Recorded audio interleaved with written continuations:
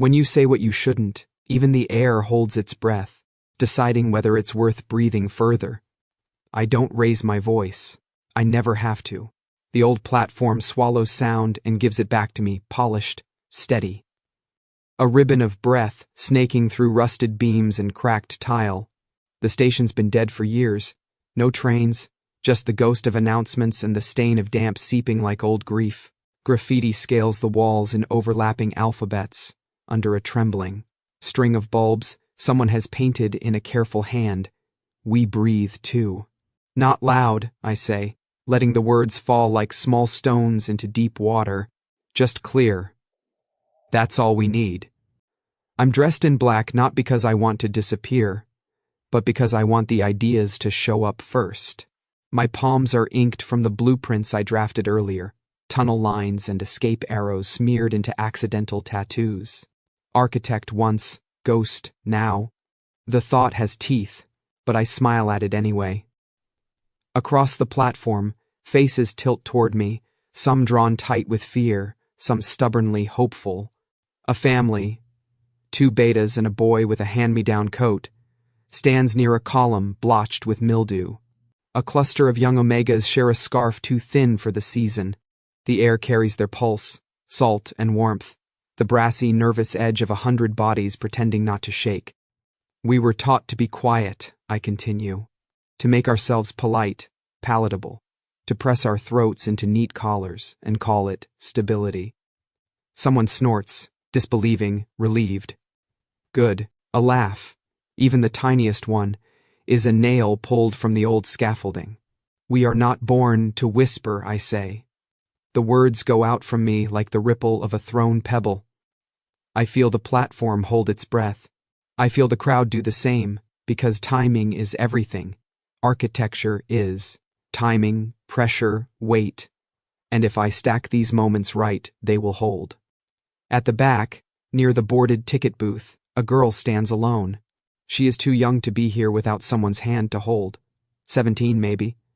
With hair hurriedly braided and a jacket that tries too hard to be brave. Her gaze is fixed on me, as if I'm a door she has to choose whether to open. Later, I will learn her name.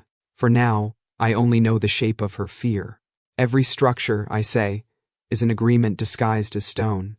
You are allowed to pass because someone decided the door could be open. What happens when the ones who pass decide where the doors go? My heart knocks once, hard. I let the pulse anchor me. The bulbs hum. Somewhere, water drips with stubborn patience. Hands rise like tentative dawn. Questions. Objections. I nod, and the crowd finds its rhythm. Voices layering, respectful at first, then braver. This is the dance. Call and echo, give and build. I answer without stepping back, letting their words strike and stay. A boy says he's tired of smelling like permission slips. A woman says no one ever taught her, that her body belonged to her first. A beta, older than the rails we stand on, asks if I know what I'm doing. Sometimes, I tell him. Sometimes, I build the bridge while walking. Laughter. This time it spreads. Then it happens. Small, bright, and terrifying. The girl near the booth, later I'll know her as Mara, goes very still. The scarf around her throat gaps, exposing skin gone suddenly, painfully pink. Her hands clench. There's a sound like a swallowed gasp, and the air around her shifts, sharp as a citrus peel torn fresh. The smell, raw and unmistakable, darts through the platform. Someone flinches. Another voice, brittle with memory, hisses, "Get back!" Panic runs on rails. It likes straight lines. It loves to arrive on time. Look at me, I say, not moving from my spot. Mara's gaze snaps to mine. Her eyes are glossy, swimming. Her breath stutters, too fast, as if the air has turned into a staircase she doesn't know how to climb. It's okay, I tell her. Calm has to be honest, or it curdles into contempt. You're not wrong. Your body's not wrong. This is just a volume knob that someone else keeps trying to break. Her throat works. I didn't mean to. You didn't do anything to apologize for. Now the edges of the crowd are pulling away, giving her space, and also not wanting to be near the thing they were taught to fear. I feel the platform tip toward chaos, a building whose load-bearing wall is suddenly suspect.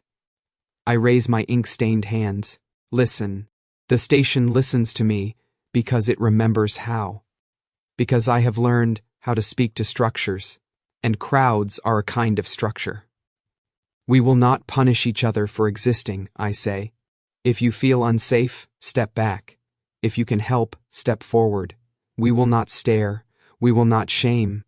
A beta woman near Mara takes off her scarf and loops it loosely over the girl's shoulders, hands steady, eyes soft. The family by the column shifts just enough to show they are not going anywhere. The thin young omegas form a line, facing outward, not quite guards, and not quite just kids either. The panic's momentum falters, hunts for a trajectory, loses it. Breathe, I tell Mara. In for 4, out for 6. That's your whole job. She does, shuddering. I do it with her. The crowd, by habit or hope, follows. One breath, then another, the scent thins. Or maybe we simply learn to hold it without breaking. Better? I ask. She nods, and then surprises me by laughing. Wet, embarrassed, brave, a little. You did well, I say, and mean it. Something unclenches. The platform exhales. The bulbs steady. And then, the station changes temperature. I don't hear boots first. I feel them. A vibration that comes up through the concrete like a warning, like the memory of a train rolling through your bones. The old announcement speaker coughs uselessly, a habit it hasn't forgotten. The crowd freezes without needing to be told how. The soldiers part the space with a familiar, practiced geometry. 2 columns, 1 wedge. Pale uniforms, gloves. The sour starch of authority. In the center, because of course, walks the man who never once, not in all the rumors, has had to raise his voice either. Gray. He wears the clan's insignia as if it weighed nothing, as if symbols were. Just threads in cloth and not the kind of blade you can cut a city with. He's taller than I expected. His presence seems to be the thing taking up vertical space here, lifting the ceiling by sheer refusal to duck. There's a stillness to him that reads as control, until you notice the carry of his eyes. He tracks everything the way an architect tracks stresses, which is perversely funny to me. He stops with one boot toe aligned to a flaking yellow safety line. Our station used to warn people not to cross. Gray looks like the kind of man who's always been told he belongs on the other side of lines. Evening, I say, because if I don't start with something ordinary, people will forget how to hold their heads. His gaze slides to me. It is not cruel. It is not kind. It is measuring, and I hate that I recognize the rigor in it. You're Remy, he says. His voice is not a weapon. It is a level. Those small bubbles you watch to see if the world is straight. The soldiers around him tighten, expecting trouble or order or both. I am, I answer. And you're late. A flicker at the corner of his mouth that could be disdain, could be humor, could be a muscle stretching for the first time in a while. We came when we were sent. Of course you did. I tilt my head, as if considering a blueprint held too close. That's the problem, isn't it?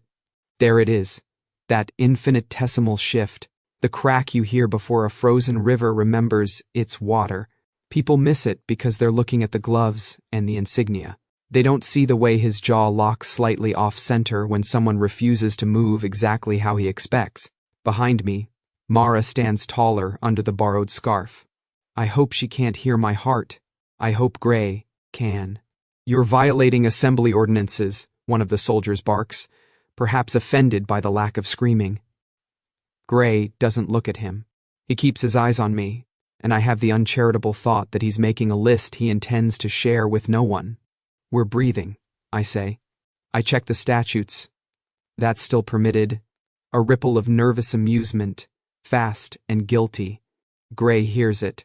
His attention darts across the crowd, cataloging exits and dangers and, if I'm any judge, the way shame collects in people like pooled rain. You caused a public disturbance, he says.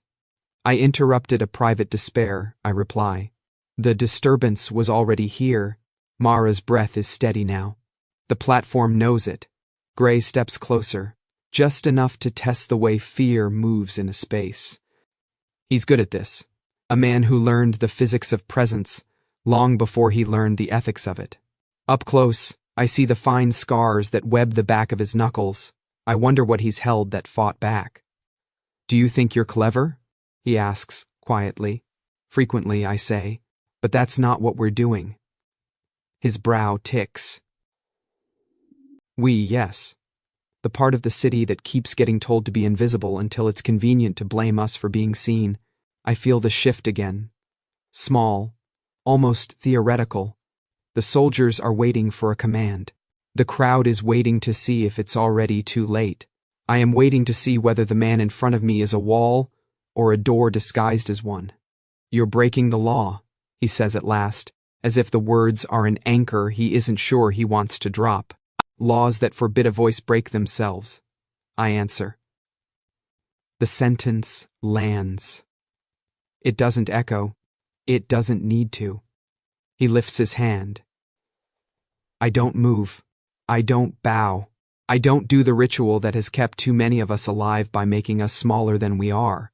For a heartbeat, the whole station exists inside the hinge of his wrist.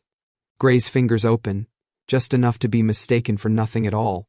The soldiers, puzzled by the absence of instruction, flinch toward action, and then stop, because stopping is the only thing they've been told to do. He lowers his hand. He does not give the order. I shouldn't have time to notice his eyes. I notice anyway. They're the precise, exhausted color of rain that can't decide if it wants to bless or drown. And in that second, I understand. If he didn't stop me, then something inside him already did. Morning drags a gray sleeve over the city and leaves ash on the windowsill. Our headquarters used to be a house. Narrow bones, a stubborn spine, a good view of rooftops that still remember how to smolder. Inside, we live between blueprints. The floor is a drift of old plans that never got the permits they deserved, tunnels that cut around checkpoints, courtyards reimagined as gardens, stairwells widened for the rush of people finally allowed to move side by side. I woke with ink on my palms again, routes I traced while half asleep as, if my body keeps building, even when my mind is too tired to lift a wall. Stand where you are, I tell the ring of young omegas and a few betas who showed up before breakfast. Then take one step closer, together. They shuffle, embarrassed, and suddenly the room changes temperature. Shoulders touch. The air warms. Eyes lift. Nonviolence isn't inaction, I say. It's engineering. It's pressure control. It's knowing which load-bearing stories to refuse. A boy with a scar that won't heal asks, how do you refuse when they push? By refusing alone, you break, I answer. By refusing in concert, you retune the space around their push.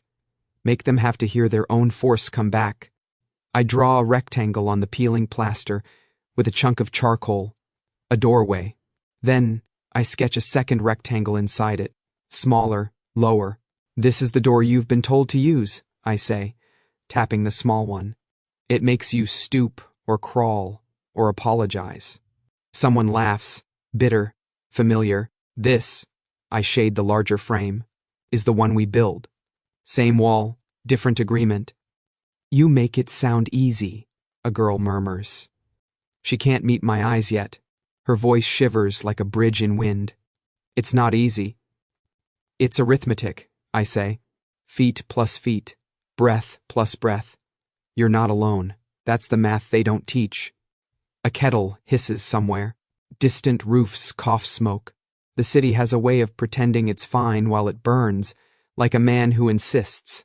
A wound is just a scratch, because he still knows the names of things. The door creaks, and Professor Aiden eases in with his usual ceremony of joints. He is a beta the way old trees are trees, not just a category, but a memory of shade. Good morning, debris, he says, as though we're all pieces of a former building worth salvaging. His white hair looks like a thought he hasn't finished yet. He sets a paper parcel on the table. Bread, still warm, the room tilts toward him unconsciously, the way plants lean for sun. Class, he adds, nodding at my charcoal rectangles. Today's lesson, doorways and their discontents. You're late, I tell him, because it delights him to be scolded. He winks. I stop to argue with a trolley conductor who believes laws are a kind of religion. He didn't persuade me. I didn't persuade him. But I left with a free ride, and he left with a story where he isn't the hero. Fair trade. The younger ones grin.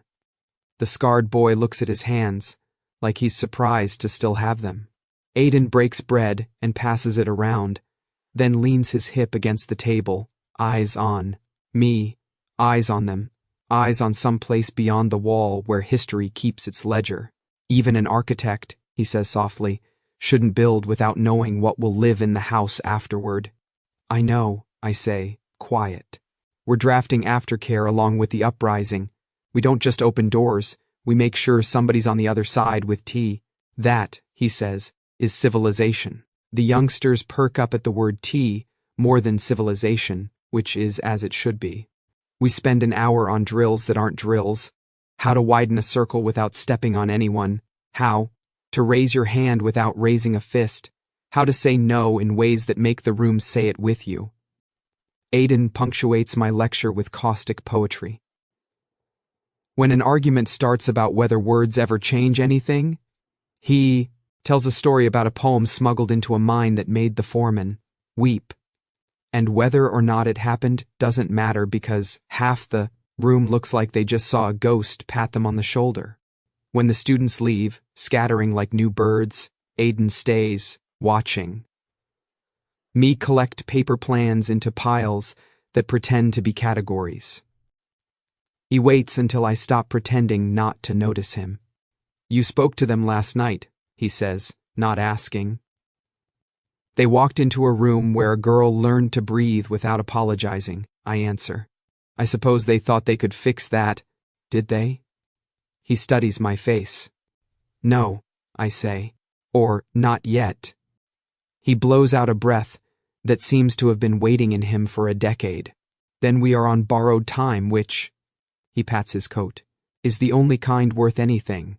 He starts for the door, then turns. Remy, yes? You take care with your metaphors, he says. They turn into buildings when you're not looking. After he goes, I stand alone with the drafts and the city framed by the cracked window. Chimneys gesture rudely at the sky. Somewhere, a siren angles through streets, bored of its own song. I touch the ink stains on my hands, as if I could read the future on my skin like a palmist who only works with floor plans. I think of Gray. Last night he lifted his hand and lowered it again, and something creaked in the load-bearing portion of my certainty. It's easy to hate a wall. Harder to hate a door that refuses to tell you which side it opens onto. I distract myself with logistics. Food routes that won't get cut. A signal for dispersal that sounds like a joke, so it can live in public. A list of names I promised I'd learn properly. A schedule for rest I will ignore. The afternoon sands down the morning's edges. By dusk, the house smells like pencil shavings and rosemary and fear, trying not to be fear. I rub my eyes and let the city's noise come in, hawkers calling their last bargains. A child learning the shape of a whistle, a cartwheel begging for oil. Later, much later, someone will slide a packet across a table to me in a different room, and I will open it to find a transcript so crisp it looks ironed. It will not be a confession exactly. It will be a proof. For the sake of accuracy, I'll put part of it here. Internal Channel 7, Clan Security Office. Timestamp 9/12. Commandant, you will proceed to the abandoned south platform and remove the agitator. No spectacle, no speeches, no recordings. Gray, define remove. Commandant, your discretion.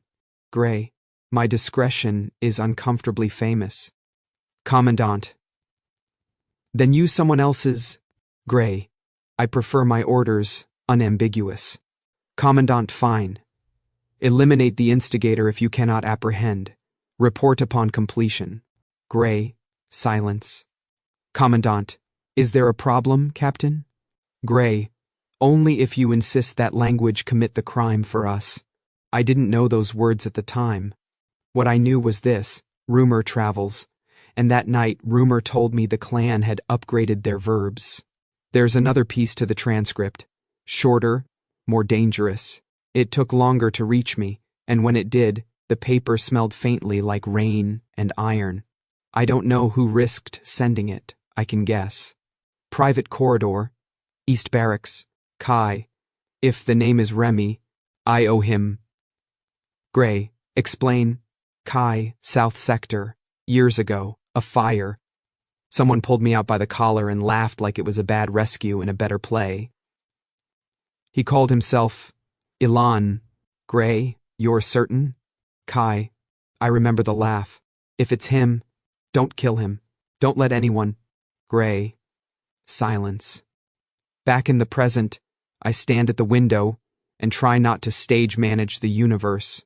Control is a habit that wears a halo when it helps and horns when it doesn't. I have never been good at distinguishing. Aiden returns after dark with a bag of nails and a grin that means he won an argument I don't yet know the shape of. He pours 2 mugs of tea that taste like the color green, then looks at me over the steam.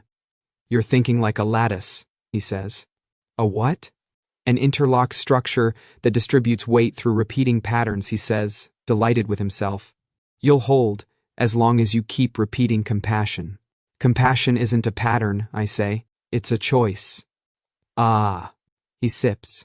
Then you're thinking like a cathedral. We drink in the hush between threats. The house thrums softly with people trying to be gentler than their training. Below us, on the ground floor, somebody teaches a child how to tap a rhythm. 2 soft beats, 1 firm, 2 soft beats, 1 firm. I make a note to steal it for a signal. When Aiden leaves again, I stay at the window. The city glows in its mundane, ugly, beloved way. A dozen chimneys exhale. A string of laundry flags surrender to the evening, shirt by shirt. Somewhere, a door opens, and a small, human sound follows it. Laughter that sounds like it hasn't laughed in a while. I press my palm to the glass, an old habit from my apprentice days. Checking drafts, mapping pressure, saying hello to the weather. The ink on my skin leaves a ghost print. It looks like a promise I didn't intend to write. If they think I am building a revolution, they're mistaken. I am only rebuilding fear into something with windows. The museum should have been a ruin and nothing else. Instead, it's a lung that never learned to quit. Light sifts through the broken stained glass, shaking colors onto the floor, reds and blues, and a tired gold that pretends to be sunlight. We've cleared a path through toppled plinths and the glass dust that used to be saints. In the middle of the long gallery, there's a low, scarred table that once held a marble torso. Now it holds our pretense of civility. I arrive early. Architects always do.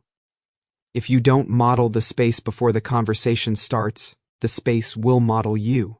The air smells like chalk and old varnish and something sweet, faint. Maybe the memory of fruit offered to a god who has stopped showing up. I lay my palms on the table's edge and feel the ridges cut by time or knives. The wood is warmer than it looks. That feels hopeful, which is inconvenient. Bootfalls echo from the front atrium, too many to mistranslate. A clatter of orders, a shift in the gallery's pressure. I lift my head. Gray comes in with 4 guards the color of winter. The light makes his insignia look like it's bleeding. We don't bow. This is a meeting, not theater. We are liars, of course. Meetings are always theater. You usually arrive with an army, I say, because someone has to throw the first pebble into the quiet. Or is today an experiment? A muscle in his jaw bends the air. I'm fond of experiments, he says. They answer questions faster than prayer. Dangerous hobby for a man who likes control. Not a hobby, he says, sweeping the gallery with one glance, counting exits, risks, escape routes, lies, and education. He turns to his guards. Wait outside. If you don't hear screaming, assume the conversation remains pleasant. They hesitate. He doesn't repeat himself. The men withdraw, reluctant to leave him with a problem they haven't defined. The echo of their boots leaves a chalk outline of authority behind. It's just us now. Me in my black coat that makes my hands look dirtier than they are. Him in a uniform that fits like an argument he's tired of winning. He gestures at the table. We take opposite sides like opponents in a chess game where every piece is a rumor. Do I frighten you less without an audience? He asks. You frighten me more, I say. Audiences have rules. Private rooms make men think their choices don't echo. For a beat, he almost smiles. Then the light shifts and cuts his features into planes. Brow, cheek, mouth like a held breath. He rests his palms on the wood. I track the small scars that cross his knuckles. A map of old negotiations with rougher furniture. I don't want your speeches today, he says. Then you should have met me in a place with fewer metaphors. I tip my head toward the stained glass. The saints are judging our prose. I don't see saints, he says. Only broken windows, and a man who insists on standing where a statue used to be. Statues are for worship.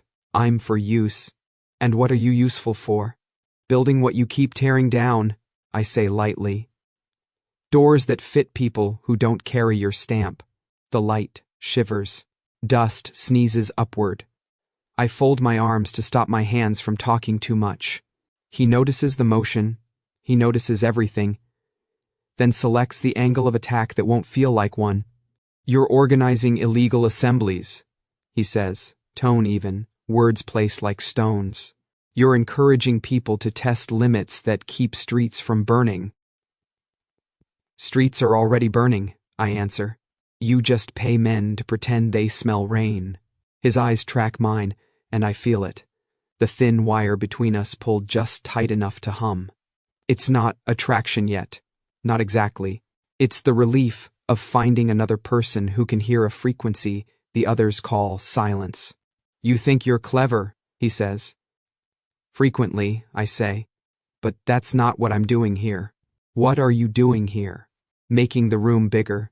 I wave at the gallery, the broken windows, the shadow of a vanished torso.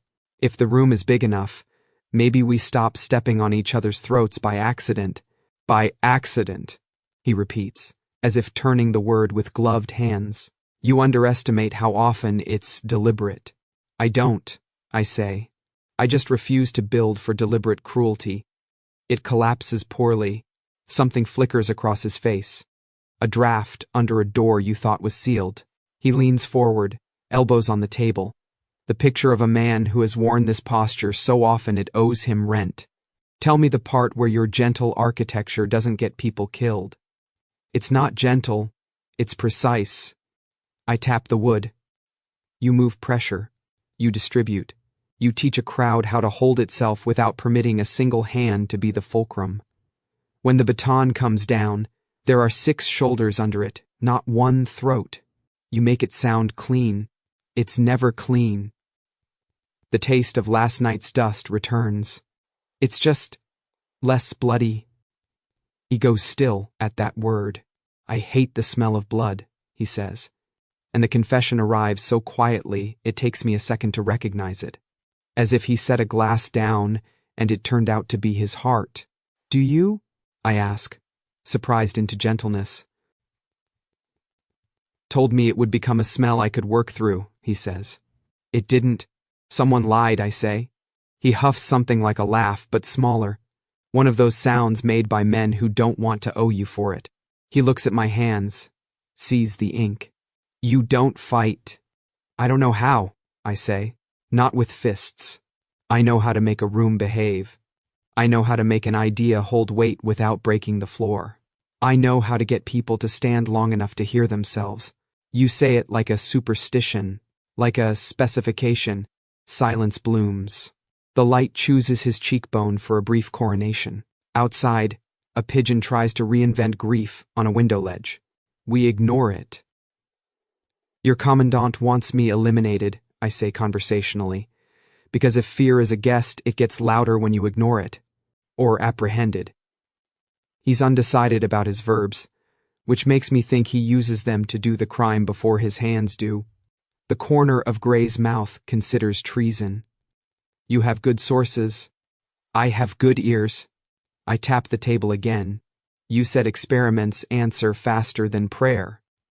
Here's one. Why didn't you give the order last night? His gaze finds the edge of my collarbone and stays there. A courtesy, or a strategy. Because the crowd was already at a precipice. A push would have given you martyrs, and you don't like martyrs? I don't like waste, he says. And martyrs are expensive. That's almost human, I say, softer than I meant to. He looks up. Something moves between us. No, not moves, reveals. As if the gallery had been keeping a thin current hidden under its floorboards, and, bored with secrecy, decided to let it sing.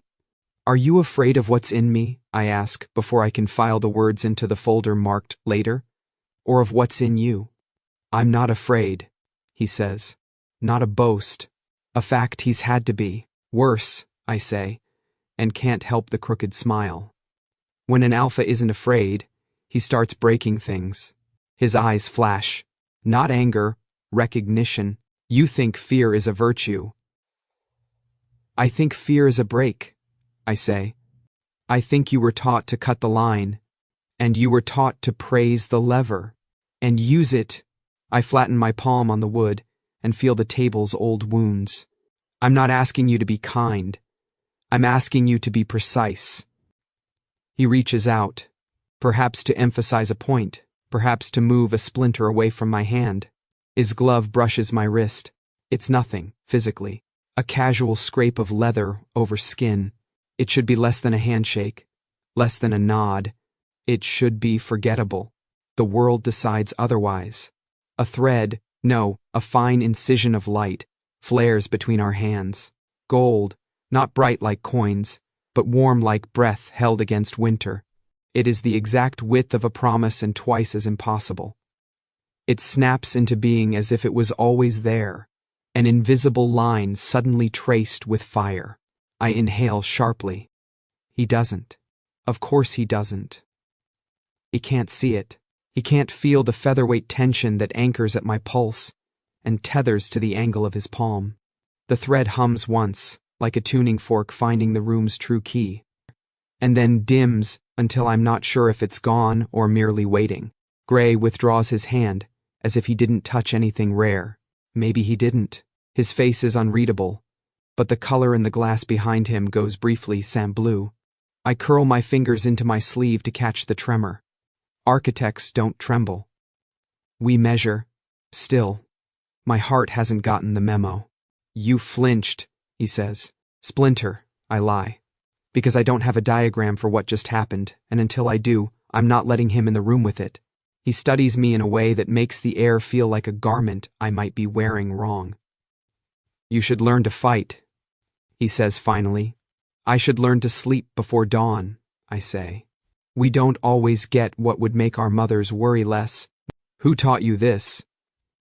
He gestures around us, meaning the meetings, the crowd, work, the way I replaced shouting with shared breath, architecture of refusal.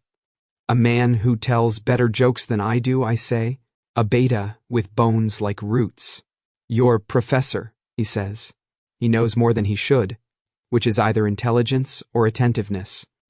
He's dangerous, because he can make boys listen without fear, I say. Yes. Terrible.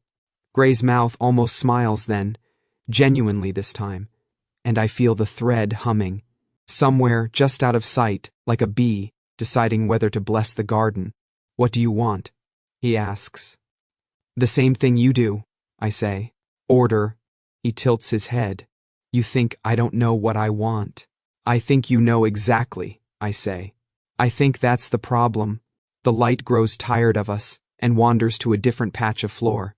Outside, A cart complains to a cobblestone. In another life, we would be chance acquaintances arguing about which bridge is the prettiest in late afternoon. In this one, he reaches for his gloves as if remembering he's supposed to be another kind of man. I can't promise your safety. I didn't ask. I can't guarantee restraint from my command. I know. I pick at the table until a thin curl of wood lifts like a dried wave. But you can choose verbs. He looks at me sharply. The thread, if it's still there, tightens, then loosens, as if amused. He steps back. The room expands by an inch. I feel it in my ribs. You'll keep meeting, he says. Yes. You'll keep telling them they're allowed to breathe louder. Yes. And you'll keep assuming I won't stop you. No, I say. I'll keep assuming you'll calculate the cost. And if one night I decide the cost is worth it, then I'll make sure there are 6 shoulders under the baton, I say. And I'll hope the smell of blood still bothers you. For a long second, we look at each other as if we've already fought and are tired of pretending we didn't both lose. He turns to go. At the archway, he hesitates, glances back, not at my face, but at my hands, as if he's trying to remember where he touched me and why it feels like evidence. His voice, when it comes, is almost too low for the gallery to carry. You asked if I'm afraid of what's in you or what's in me. Yes. He shakes his head once, as if arguing with no one in particular. I don't know, he says. He almost adds something else, doesn't, and leaves. The guards fall into orbit around him, like obedient moons. Their footsteps pull the building's gravity with them. Silence returns, tender and confused. I stay where I am, fingers flat on the table, palms warming the old cuts. The stained glass throws a tired gold on my skin. Somewhere down the hall, a painting of a lost war watches me like it expects me to apologize. The thread, real or not, feels like a line someone could walk without falling. We don't bow when we part. We don't promise anything we can't keep. We don't name what we aren't ready to see. He doesn't look back again, but I feel it. The particular attention of a man not done measuring a problem he didn't expect to want to solve. Or, I'm losing my mind. I press my thumb into a groove in the wood until it hurts, proof of matter. Or, for the first time in his life, he wants not to master someone, but to understand them. Night takes the city in teeth and worries it like a rag. Sirens skid around corners. Street lamps flare and die as if the dark keeps flicking the switch just to be petty. Smoke practices its handwriting on the sky. We were careful. We were not careful enough. I'm 3 alleys from the safe house with a roll of maps beneath my coat when the street exhales the wrong way. A grate bangs open. Boots spill from shadow. The air loses its edges. Run, someone says behind me. But there's no room for sprinting when the road narrows like a throat. I move anyway, left, then low, counting hearts, counting exits, building the night in my head as if blueprints can argue with impact. The first blow is not poetic. It is a baton teaching the back of my ribs arithmetic. The second takes my shoulder and encourages the cobbles to meet my face. The maps skid like startled fish. Hands close, gloves, starch, a familiar geometry. Hold him. I've got. Don't bruise the face. We want. The rest dissolves under the alarm of my blood. Pain spreads in honest lines, hot and bright, while the city above me tries to play normal, a window, slamming, a couple arguing in the next block about nothing, the moon minding its own useless business. I claw for my feet, not because I think I'll win, but because standing is older than strategy. Someone laughs. A knee drives mine back to stone. The world shrinks to boot leather and breath I can't quite catch. One of the guards leans close enough for me to catalog his cologne for future lawsuits. This is the part, he says, where the speeches stop. I've never been good at taking direction. Lucky you, I wheeze. Tasting rust. I brought diagrams. Something like approval, dark, mean, moves through the men. The baton kisses my side again, a lover with the wrong idea, and stars scatter under my eyelids. If I sleep now, I might not wake up. I do not make a habit of missing appointments, including the one where I keep living. Stand down. The voice cuts the alley cleanly in half. The men freeze, because that tone was put into them with drills in winter. The alley rearranges itself to make room for him. Gray steps into what passes for light and makes it behave. His uniform absorbs the night. The insignia on his shoulder glints once, bored. He is breathing harder than he should be, as if he ran here, which is not a detail I plan to respect. Captain, one of the guards says, and demonstrates that fear and hope can share a single syllable. Gray looks at me, looks at the men, looks at the spill of maps fanned on the ground like a collapsed cathedral of paper. The math behind his eyes is fast. Cost-benefit, public optics, the way blood smells on stone. His jaw sets. At the angle I'm learning means compromise with himself. Step back, he says. Silence thinks about arguing. It doesn't. Boots scrape. Weight lifts off my spine in reluctant increments. I turn my face enough to breathe without swallowing grit and meet his gaze from the cobbles. Evening, I say, because manners are a small act of war. Up, he answers, already bending, already offering his arm in a way that pretends we aren't performing heresy in front of an audience of starch. When he pulls me, the alley tilts, the maps blur, and my ribs complain like tenants who always paid on time. I make it vertical. The night obliges by standing still for 3 heartbeats. Walk, he says. To where? Anywhere that isn't here. He doesn't ask if I can. He doesn't hold me more than necessary. He does not, notably, hand me back to the men who were so ready to convert me into a report. We start down the alley, Gray on my right, the guards fanned like guilt behind us. The city shifts. Somewhere, a siren wheedles itself hoarse. A cross street arrives. Gray stops. Disperse, he tells his men. Sweep the south perimeter. Avoid witnesses. Captain, that wasn't a suggestion. They go, dragging confusion like a second cape. When their footsteps fade, the alley discovers it has an echo again. You're bleeding, he says. Which seems like the kind of thing it comforts him to be right about. It's fashionable, I say. All the radicals are doing it. He huffs something small and frustrated that might be a laugh. Can you walk 2 more blocks? Try me. He sets a pace that matches mine, an indignity I pretend not to see. We cut through a market that has packed itself into crates and sleep, past a shuttered bakery that smells like the ghost of morning, past a wall chalked with rude cartoons of men who resemble him more than he would enjoy. The church finds us as if we're late. It sits where 3 streets fold into each other like a broken hand, its steeple amputated long before my time. The door sticks when Gray pushes it, then yields with a sound like a secret changing its mind. Inside, candlelight, ruin held lovingly together by habit, pews scarred by knees and time. The air is warmer than the night and tastes faintly of wax and damp wood. Someone has stacked hymnals in careful towers. Someone has made a nest of blankets near the apse. We are not the first fugitives to tangle God into our logistics. Gray eases me down on a bench that sighs. He strips off his gloves and produces a knife, which I eye until he shows me its purpose by cutting open my sleeve, rather than my future. Hold still, he says, as if he suspects I might perform interpretive dance. The wound across my side is not elegant. It has personality. Blood has made friends with my shirt. He wets a cloth from a basin I didn't see and presses it to the mess. His hands are steady with intention and shaky with adrenaline. His face remembers how to be blank and cannot quite manage it. You're doing this wrong, I tell him. You're supposed to bring me flowers first. I brought a building, he says.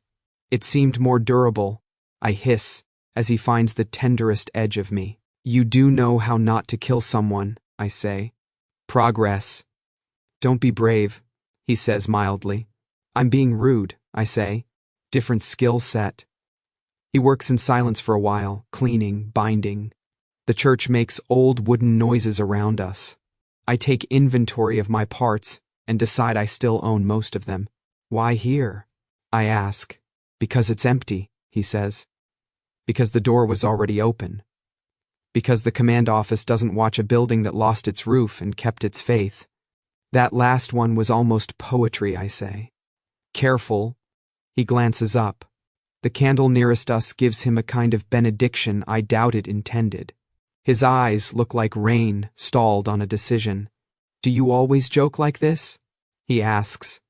When there's blood, I say. It keeps the floor from being the only thing that's hard. He knots the bandage with the precise ruthlessness of a man who has tied too many things shut. When he's done, he sits back and stares at his hands as if surprised to find them not holding a baton. They shake once, a tiny earthquake, then remember they are attached to a spine that doesn't like to confess. I hate the smell, he says, quieter than the candles. I remember, I say. I do. I also remember the thread of light in the museum, which I am not prepared to name for him. Not yet. We let the church hum. Outside, the sirens have taken their argument to a different neighborhood. Somewhere in the nave, a mouse applies for residency. You should know something, he says finally, which is never the beginning of anything casual.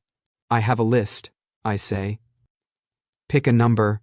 My brother, he says, and the candlelight tilts. Kai. The name slips through my ribs like someone opening a window. I sit straighter despite my side's opinions. Is he all right? He's alive, Gray says, as if he negotiated that with months instead of weeks. He told me a story tonight about the South Sector, years ago. A fire, the church shrinks and expands.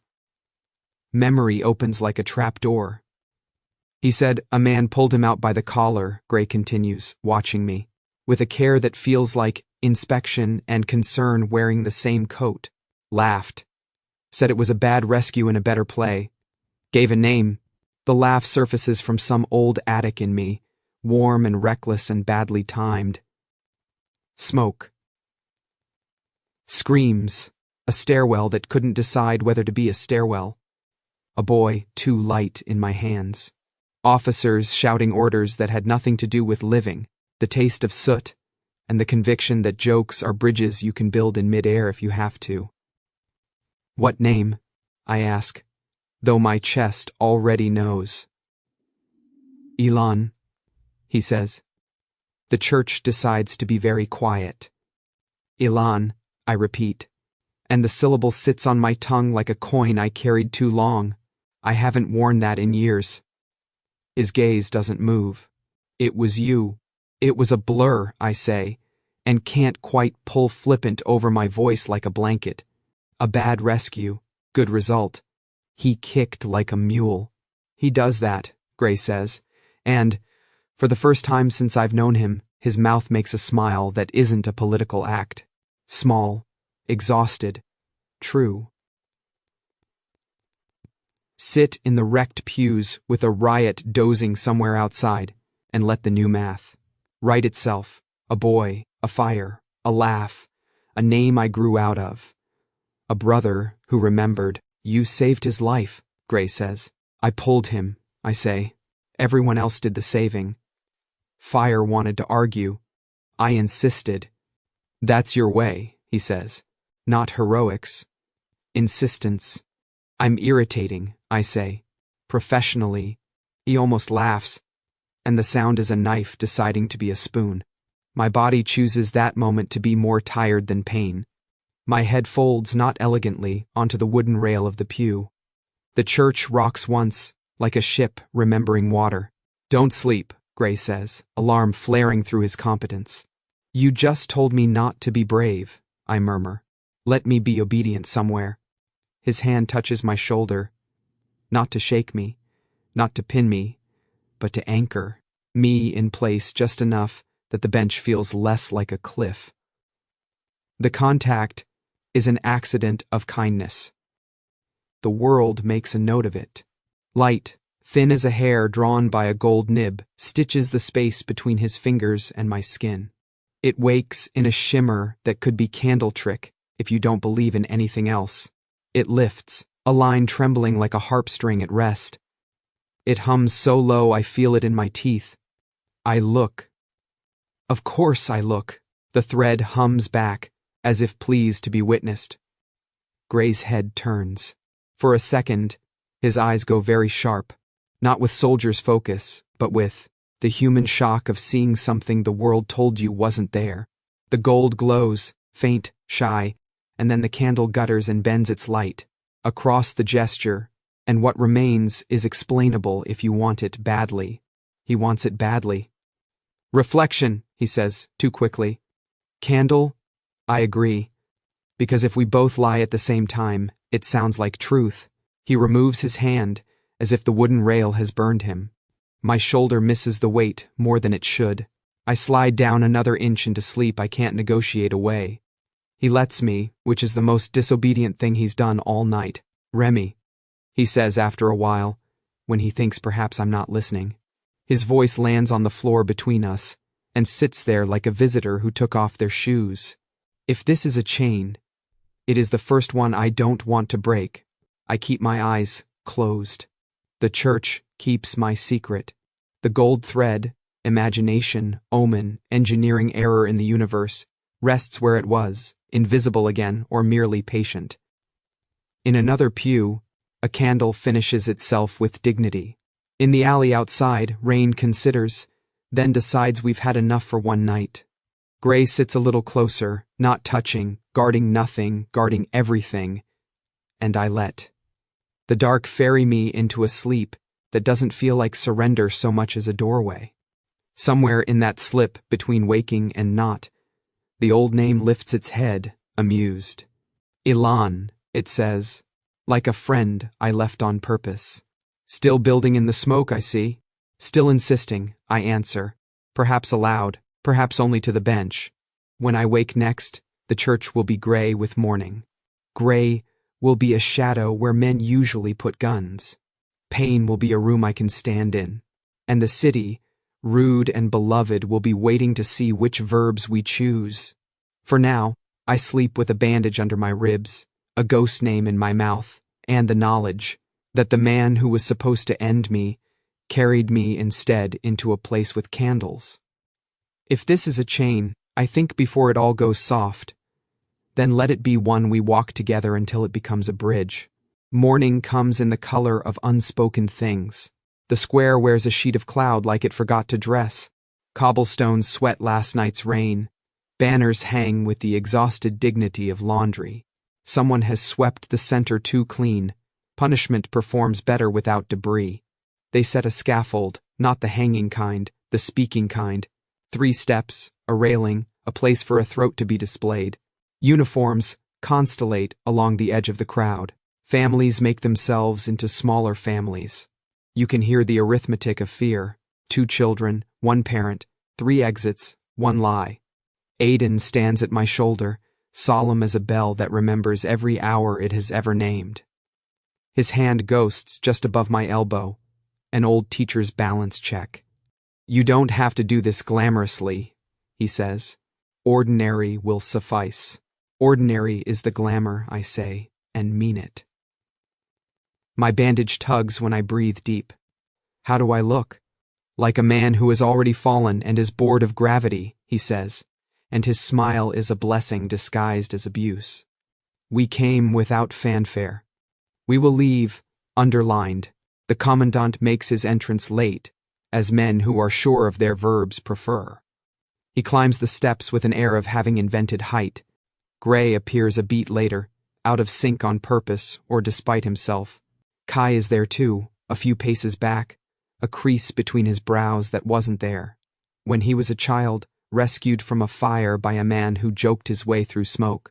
The crowd is a living thing that needs convincing it won't be punished for being alive. I step onto the scaffold before anyone can announce me. Gray's gaze catches. The air remembers how to hold its breath. Remy, Aiden begins. I know, I say. I'm here. The commandant lifts a hand to introduce the spectacle. I waste his cue. Good morning, I tell the square, which is not good, and hasn't decided if it's morning. I won't take much of your time. Time has been taken from you without my help. A ripple, soft, wary, the sort of sound a city makes when it can't decide if it's allowed to listen. I'm not here to ask permission, I say, and let the line find the pocket of silence that fits it. We're not asking permission. We're simply existing. The phrase lands with the weight of something too simple to be denied. Heads lift, as if pulled by a thread. The wind loses interest in the banners and decides to attend. If we were in a museum, light would be doing something symbolic. We are not. Cloud is enough. Breathing loudly isn't a crime, I add. Not yet. Someone laughs, torn, grateful. The laugh gives others courage to be more than throat. On the left, a woman with a child on her hip nods so sharply it looks like a vow. On the right, a man lets go of his hat and doesn't chase it. The commandant's voice cuts. Seize him. The nearest line of soldiers tightens. The crowd shivers as one organism about to flinch. I lift my hands, inked, mended, and the square arranges itself like a classroom that trusts a lesson will be worth the chalk. Wait, I say, not to the commandant, not to the soldiers, but to the part of the square inside everyone that believes only loud things change anything. Look. I step down one riser, not up, refusing the height. My ribs protest. My mouth keeps going. We built this place together. The city, I mean. Not the scaffold. The rules, the roads, the way the market stays polite to your hunger most days. We built it by agreeing when to stop, when to go, where to meet, where to yield. I point, not grandly, to the seams of the square, where the carts settle, where vendors pretend not to, share territory, where children have learned to cut diagonals through adult geometry without dying. Every structure is an agreement disguised as stone, I say. If you keep us from speaking, you revoke the agreement and blame the stones for falling. Aiden breathes out a sound I've never heard him make in public. Pride and terror have the same vowels. In the front third of the crowd, Mara stands, hair braided with the urgency of someone who dressed fast and honest. Her borrowed scarf hangs like a flag she didn't mean to carry. She is shaking, yes, she is also here. She raises her hand, not high, just enough. The gesture summons every time she ever tried to occupy less air than she needed. The square sees it. The square, like all structures, loves a pattern once it recognizes one. Another hand rises, then another. There's no signal, except there is. There always is. Palms open. Shoulders align. Skeptics look around and find their skepticism relocated, surprised to be holding their own fingers up like declarations. Even some of the uniforms twitch, traitors to their training for half a breath. This is nonviolence, I say quietly, because whispers are a kind of shout that learned manners. Weight distributed, breath shared, pressure returned to sender without becoming the sender. The commandant's face chooses the color of bad decisions. I said seize him. Hinges in the machine clank forward. Boots, belts, the smell of starch learning thunder. On the scaffold's far edge, Gray moves. He doesn't draw his weapon. He steps into the line of his own men, body angled to remove the option of blind momentum. It is the motion of a man at a door deciding it should be a door. His hand rises, command compressed to a gesture.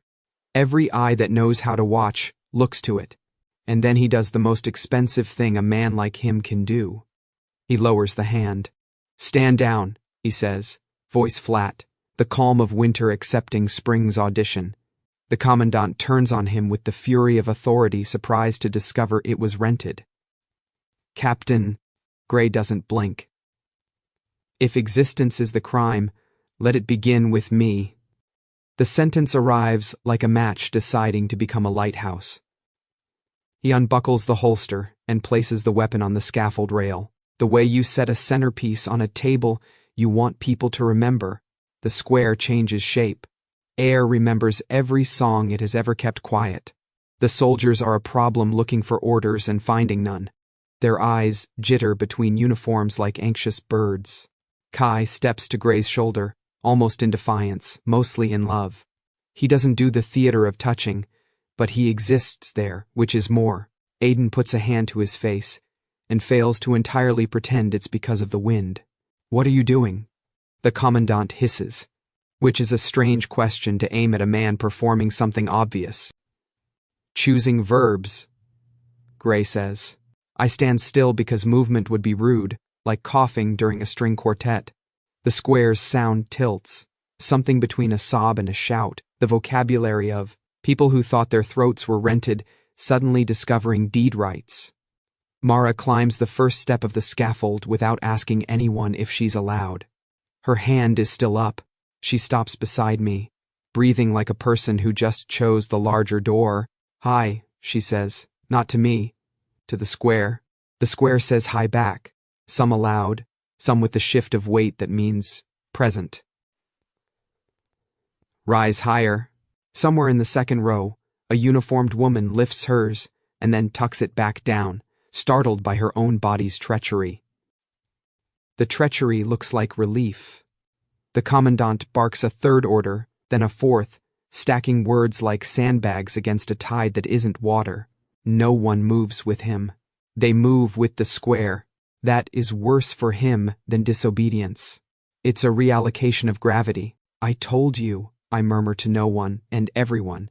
It isn't a shout. Aiden's shoulders shake. Later, he will call it a cough. I will let him. Gray takes the final step between a man following orders and a man making them new. He crosses the narrow distance from his line to mine. Not beside me precisely, not facing me either. Angled. Geometry of responsibility that looks suspiciously like protection. Close now. He doesn't look at my bandage. He looks at my hands as if he still expects to find blood and is relieved to find only ink. "You did this," he says under breath. "We all did," I say. "I just drew the lines." "I hate your lines," he says, which is almost flirtation, which I will not tell him. The crowd doesn't erupt so much as unfasten. Noise finds its courage like a shirt coming off in summer. People start talking at once, to each other, to themselves. Some cry with the relief of being told they have not been wrong all this time about wanting air.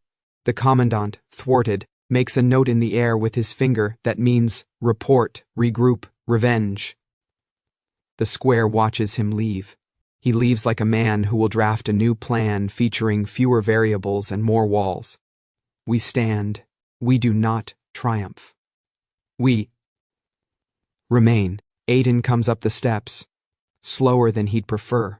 He puts his hand on my cheek, as if cataloging species. Remy, architect, stubborn, warm-blooded. Civilization, he says. Very hoarse. Kai, at Gray's back, clears his throat, because men like him have to disguise affection as something else. "You still owe me a better rescue story," he tells me. "I'll draw pictures," I say. Stares that consent. Doors that apologize. He laughs. A sound I didn't know I needed. And then the square does the thing I didn't plan because no one alive remembers how to plan for it. Light threads, thin as hair, gold as forgiveness, lift everywhere at once. They don't burn, they indicate. Between palms and shoulders, between strangers in uniforms, between Gray's hand, and the place in the air where mine would meet it if I moved 3 inches. They sketch a map of choices across the square, an embroidery only those willing to see it will see. People gasp. Some point. Some pretend not to notice and then notice anyway. Gray looks up. For a heartbeat, he sees what I see. I know because his face does the unguarded thing faces do when the universe touches them on purpose. He reaches toward the air where the line between us hums. Candlelight can't explain it. There are no candles. The morning is gray and plain and honest. The gold brightens, just a little, then settles, as if shy of naming itself. No one kneels. No one crowns anyone. We just stand in a web spun by our better choices. Aiden lets the tears happen, unashamed. Kai angles closer to his brother until closeness stops being geometry and starts being fact. Mara lowers her hand and keeps it open, which is its own kind of courage. I take a breath and find that it's mine. In that moment, I understand. The chains haven't vanished. They have simply become choices. The storm had scrubbed the city clean of sound. Only the bridge remained, a broken rib stretched over water, ribs of metal showing through its spine. Mist moved through its arches like breath refusing to end. I walked alone, the soles of my boots keeping time with a world that had stopped measuring it. The air was cold enough to remind me I had lungs. For the first time in months, maybe years, I was breathing without permission. The sky had not yet made up its mind between night and day. It hovered, a bruise healing toward blue. Below, the river carried pieces of the old world, ash, ribbons, a single paper, sign that still said we breathe too before it dissolved into current. Each step sounded like punctuation. Alive, alive, still alive. When the voice came from behind me, I thought it was memory clearing its throat. I was hoping you'd be here, Gray said. He moved through the fog, as if it opened for him out of respect. His coat was unbuttoned, his insignia stripped clean away. He looked less like an officer, more like the ghost of someone who used to believe in rules. I stopped. You're late again. Some habits die harder than regimes. He joined me at the railing, boots scraping against stone. The wind tugged at his collar. For a man accused of treason, he looked strangely at peace. I'm still under investigation, he said after a moment. They call it review for disloyalty. His voice caught on the word like a nail on fabric. Then softer, but I don't regret it. That's progress, I said. First remorse, then redemption. You're ahead of schedule. He smiled, small and tired, but real. And you? The architect of rebellion. What does one build after the revolution? Bridges, I said. He looked down at the ruined span beneath our feet. Ambitious start. Every blueprint begins as a ruin, I said. You just have to decide whether to restore or repurpose it. We stood in the mist, side by side. The quiet wasn't awkward. It was earned. Gray's gaze wandered to my hands. Ink faded, knuckles healed wrong. You're limping, he said. I'm stylish, I replied. The city needed someone to demonstrate asymmetry. He huffed a laugh, the sound too human for a man who used to command fear. You joke too easily. I breathe too easily, I said. Same thing. A gull screamed overhead, a reminder that not everything poetic respects timing. When the silence settled again, he turned to me. There was a faint, uncertain curve at his mouth. You're not running anymore. I ran enough for both of us, I said. You were supposed to catch me, remember? I did, temporarily. He studied the horizon, where the fog began to tear into gold. Maybe that's enough. His hand brushed the railing near mine, a gesture so slight it could have been an accident. You said once, he murmured, that if I was truly an alpha, I should learn to understand instead of break, and... He hesitated. Then, I've been practicing. I glanced at him. How's that going? He turned toward me fully. You tell me. The fog thickened for a moment, the bridge breathing with us. The air between our hands felt alive, restless. He exhaled, and I saw his breath catch light. Thin, gold, almost too soft to be real. A line formed between us, trembling like sunlight caught in a wire. We both saw it this time. It glowed not with heat, but with recognition.